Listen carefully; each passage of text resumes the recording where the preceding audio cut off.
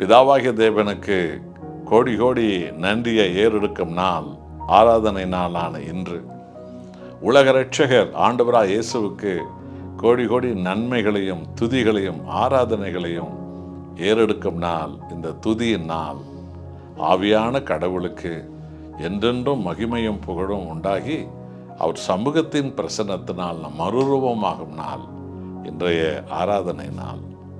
1 பேதுரு 2ஆம் அதிகாரம் 9வது வசனத்தை வாசித்து பாருங்கள்.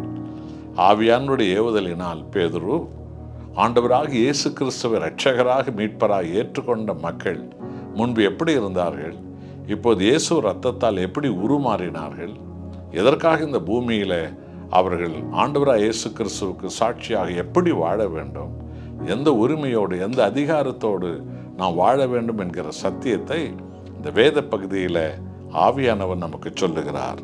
நீங்களோ உங்களை அந்தகாரத்தினின்று தம்முடைய ஆச்சரியமான ஒளியின் இடத்திற்கு வரவழைத்தவருடைய புண்ணியங்களை அறிவிக்கும்படிக்கு தெரிந்து கொள்ளப்பட்ட சந்ததியாயும் ராஜரீகமான ஆசாரிய கூட்டமாயும் பரிசுத்த ஜாதியாயும் அவருக்கு சொந்த ஜனமாயும் இருக்கிறீர்கள். அல்லேலூயா.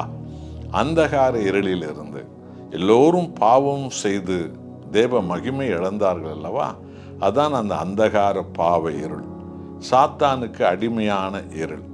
மனித குலம் முழுவதுமே பாவ சந்ததிகளாய் இதோ அவர்கள் அந்த அந்தகார இருளில் இருந்து விழுந்து கடந்தவர்கள்.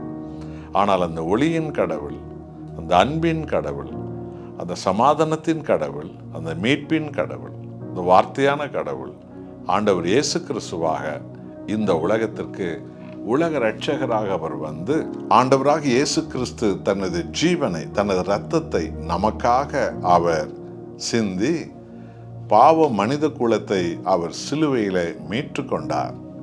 இந்த மீட்பின் செய்தியை தான் கடந்த 2023 ஆண்டுகளாக பரிசுத்த ஆவியானவர் உலகம் முழுவதும் அறிவிக்கிறார். ஆகவே கிறிஸ்துவால் அந்தகார இருளிலிருந்து மீட்கப்பட்ட ஜனங்கள் இதோ அந்த ஆச்சரியமான ஒளியான ஆண்டவராக இயேசு கிறிஸ்து எனும் ஒளியின் கடவுளிடத்தில் வந்து சேர்ந்து விடுகிறார்கள். அவர்கள் தெரிந்து கொள்ளப்பட்ட சந்ததியாகவும் ராஜரீகமான ஆசாரிய கூட்டமாகவும். பார்த்தீர்களா? உலகம் முழுவதும் எல்லா தேசத்து மக்களும் ஜாதி மத இன பேதம் எதுவுமே இல்லாமல் ஆண்டவராக இயேசு இரத்தத்தால் மீட்கப்பட்ட ஜனங்கள் தெரிந்து கொள்ளப்பட்ட சந்ததி, தேவனுக்கென்று தெரிந்து கொள்ளப்பட்ட இனம். ஆகவேதான் நாம் பரிசுத்த சந்ததி, ராஜரீக சந்ததி என்றால் ஆண்டவராக இயேசு ராஜாதி ராஜா, நித்தியத்திற்கும் நித்தியத்திற்கும் அவர் சர்வத்தை ஆளுகை செய்யும் ராஜா. அவருடைய பிள்ளைகளாய் சந்ததிகளாய் இருக்கிற நாம் ராஜரீக சந்ததி, ஆசாரிய சந்ததி. பெரியோர் முதற்கொண்டு சிறியவர் வரைக்கும் பரிசுத்த ஆவியால் நிரப்பப்பட்டு எல்லோரும் கர்த்தாதி கர்த்தரை ஆராதிப்பார்கள், துதிப்பார்கள், மகிமைப்படுத்துவார்கள், அவர் புகழ் பாடுவார்கள், அவரை மகிமைப்படுத்துவார்கள், அவர் வார்த்தைகளை எடுத்து பேசுவார்கள், அவர் சித்தத்தை செய்வார்கள், அவருக்காகவே சாத்தானை ஜெயிப்பார்கள், கட்டப்பட்ட ஜனக்கூட்டத்தை இயேசுவின் நாமத்தினால் மீட்டுக்கொள்வார்கள். நாம் ராஜரீக சந்ததி, ஆசாரிய ராஜரீக சந்ததியாய் ஆசாரிய கூட்டமாய் இருக்கிறோம். அதோடு மாத்திரமல்ல, பரிசுத்த ஜாதியாக மாற்றப்படுகிறோம். மனித குலமே பாவ ஜாதிகள் தான். ஆனால் இயேசு கிறிஸ்து இரத்தத்தாலே நாம் பரிசுத்த ஜாதியாக்கப்பட்டிருக்கிறோம். கிறிஸ்தவர்கள் என்கிற மறுபொருள் அவர்கள் பரிசுத்த இனம் என்பதாகும். பரிசுத்த சபை, பரிசுத்த பைபிள், பரிசுத்த வேதம், பரிசுத்த தேவன், பரிசுத்த ஜனம். என் அன்பான தேவ ஜனங்களே, தேவனுடைய அவருடைய புண்ணியங்களை நாம் அறிவிப்பதற்காக நாம் அழைக்கப்பட்டோம். ஒரு காலத்தில் நான் பாதாள குழியில் இருந்தேன், கோணலாக இருந்தேன், குப்பையாக இருந்தேன், சாக்கடையில் இருந்தேன், சேற்றில் இருந்தேன், பன்றியை போல திரும்பவும் பாவ சேற்றில் விழுந்தேன், நாயை போல திரும்பவும் பாவத்தை கக்கினதை தின்று கொண்டிருந்தேன். இப்படிப்பட்ட இருந்த சந்ததிகளான எங்களெல்லாம் அந்த மகத்துவமுள்ள பரிசுத்த தெய்வம் தனது பரிசுத்த இரத்தத்தால் எங்களை கழுவி சுத்திகரித்து அவருடைய ஆவியால் எங்களை மறுரூபப்படுத்தி அவருடைய உயிருள்ள வார்த்தையால் எங்களை இன்றைக்கும் ஆண்டவர் பலப்படுத்தி ஆசீர்வாதத்தின் மேல், அபிஷேகத்தின் மேல், வெற்றியின் மேல், ஜெயத்தின் மேல் எங்களை நடத்துகிறார் என்று சொல்லி அவருடைய புண்ணியங்களை அறிவிப்பது. மரண படுக்கையிலிருந்து எழுப்பப்பட்டோம், சாவின் குழியிலிருந்து தூக்கப்பட்டோம், எதிரியின் கூட்டத்திலிருந்து மீட்கப்பட்டோம், பாவ சாக்கடையிலிருந்து நாம் மீட்கப்பட்டோம்.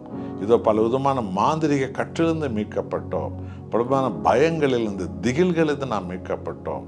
இதோ பல விதமான தரித்திரங்கள், கேடுபாடுகள், குப்பைத்தனமான ஜீவியங்களிலிருந்தெல்லாம் ஆண்டவர் இயேசுவால் நாம் மீட்கப்பட்டோம். இன்றைக்கு ராஜரீக சந்ததிகளாக, ஆகவேதான் கிறிஸ்தவ சந்ததி அழகாக உடுத்தி ஆண்டவரை ஆராதிப்பதை காணலாம். ராஜரீகமான ஆடைகளை அணிந்து தேவாதி தேவனுக்கு முன்பு ராஜகுமாரர்களும் ராஜகுமார்த்திகளுமாக நாம் நிற்பது அதனுடைய விளைவுதான். நாம் எல்லோருமே ஆசாரியர்கள் தான். ஆமாம் அன்பானவர்களே, கிறிஸ்துவின் இரத்தத்தால் கழுவப்பட்ட அத்தனை பேரும் போதகர்கள் தான், ஊழியக்காரர்கள் தான், ஊழியக்காரிகள் தான், துதிக்கிறவர்கள் தான், ஆராதிக்கிறவர்கள் தான். தேவனால் நாம் எல்லோரும் ஆசாரிய சந்ததிகளாக அழைக்கப்பட்டிருக்கிறோம். பரிசுத்த இனமாக இந்த பூமியில் நாம் வாழ அவரால் அபிஷேகம் பண்ணப்பட்டிருக்கிறோம். அவருடைய புண்ணியங்களை நாளெல்லாம் சொல்ல, இரவு பகலெல்லாம் சொல்ல, ஊரெல்லாம் சொல்ல, வீதியெல்லாம் சொல்ல, தனி மனிதனுக்கு சொல்ல, ஆண்டவர் இயேசுவினுடைய மகிமையை சகல ஜாதி ஜனங்களுக்கும் சொல்ல, அவர்களும் அந்த மெய் தேவன் என்றை கொண்டு வந்து சேர்க்கிற மகத்துவமான பணி செய்ய நாம் எல்லோரும் அழைக்கப்பட்டிருக்கிறோம். அந்த தேவனை ஆராதிக்கும் இந்த ஆராதனை நாளான இன்று முழு உள்ளத்தோடு கூட அவரை ஆராதிக்கவும், நமது பாவ அக்கிரமங்கள் எல்லாவற்றையும் சாகடித்து கிறிஸ்துவின் பாதம் பணிந்து அவருடைய இரத்தத்தால் கழுவப்பட்டு அவருடைய ஆவியால் முத்திரை போடப்பட்டு அவருடைய ஜீவ வசனத்தினால் நம்ம எல்லோரும் புது பலன் அடையவும், சுகமாக்கப்படவும், அவருடைய மேலான அற்புதமான ஆசீர்வாதங்களை பெற்றுக்கொள்வோம். இந்த ஆராதனை நாளை தேவன் நமக்கு தந்திருக்கிறார். அருமையானவர்களே, ஏனோதானோ என்ற ஆராதனைக்கு வரக்கூடாது. அது தேவனை அவமானப்படுத்துகிற ஒரு காரியமாகும்.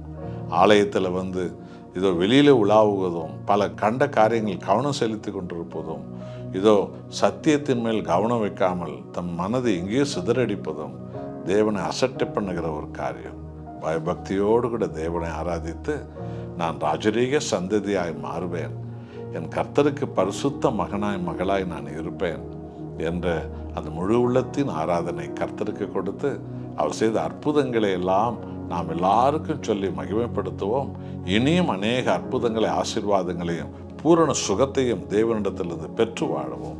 நம்ம நான் ஒப்பு கொடுப்போமா? நாம் ஜெபம் செய்வோம். அன்பின் தேவனே, அந்தகார இருளில் நாங்கள் இருந்தவர்கள் உம்முடைய தூய இரத்தத்தால் ஆச்சரியமான ஒளியான கடவுளே, எங்கள் ஆண்டவராக இயேசுவே, தீபக் கடவுளே, உம்மண்டை நாங்கள் மீட்கற்றுக் கொள்ளப்பட்டவர்கள். நான் உங்கள் சந்ததி, நாங்கள் ராஜரீக சந்ததி, நாங்கள் ஆசாரிய கூட்டம், உம்மை ஆராதிக்கிற ஜனக்கூட்டம், மகிமை எங்கும் பறைச்சாற்றுகிற ஜனக்கூட்டம், உமது நாமத்தில் கட்டப்பட்ட விழுந்திருக்கிற கோடி கோடியான மக்களை பிசாசு பிடியிலிருந்து மீட்கிற ஒரு ஆசாரிய கூட்டமாய் எங்களை தேவன் அழைத்திருக்கிறீர். உமக்கு கோடி கோடியின் நன்றி.